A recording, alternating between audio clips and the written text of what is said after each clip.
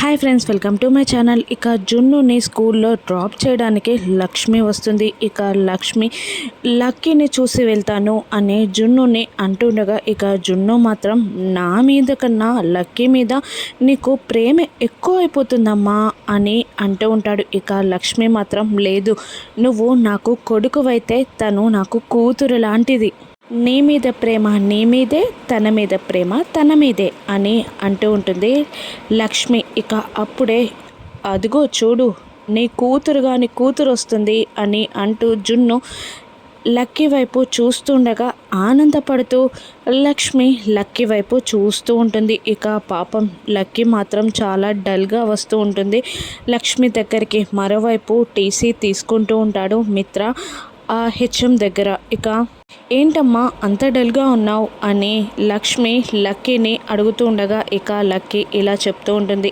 ఈరోజు నాకు ఈ స్కూల్లో లాస్ట్ డే ఆంటీ, మా డాడీ ఈ స్కూల్ మానేయమంటున్నారు, వేరే స్కూల్లో జాయిన్ చేస్తారంట, టీసీ కూడా తీసుకుంటున్నారా ఆంటీ అని లక్కీ లక్ష్మికి చెప్తుండగా, అదెందుకు, అలా ఎందుకు, ఈ స్కూల్ బాగానే ఉంది కదమ్మా, ఇక్కడే చదవచ్చు కదా అని లక్ష్మి లక్కీని అంటూ ఉంటుంది. అది కాదమ్మా, నేను చెప్తే మా డాడీ వినట్లేదమ్మా, నువ్వు ఒక్కసారైనా మా డాడీతో మాట్లాడొచ్చు కదా, టీసీ వద్దు, లక్కీని ఈ స్కూల్లోనే చదివించమని నువ్వు చెప్పొచ్చు కదమ్మా అని లక్ష్మి ని అడుగుతూ ఉంటుంది లక్కీ. ఇక లక్ష్మి లక్కీ ఫాదర్తో మాట్లాడడానికి ఆఫీస్ రూమ్కి వెళ్తూ ఉంటుంది. ఇక మిత్ర ఆఫీస్ రూమ్లో లక్కీకి టీసీ తీసుకుంటూ ఉంటాడు. ఇక డోర్ ఓపెన్ చేయబోతూ ఉంటుంది లక్ష్మి.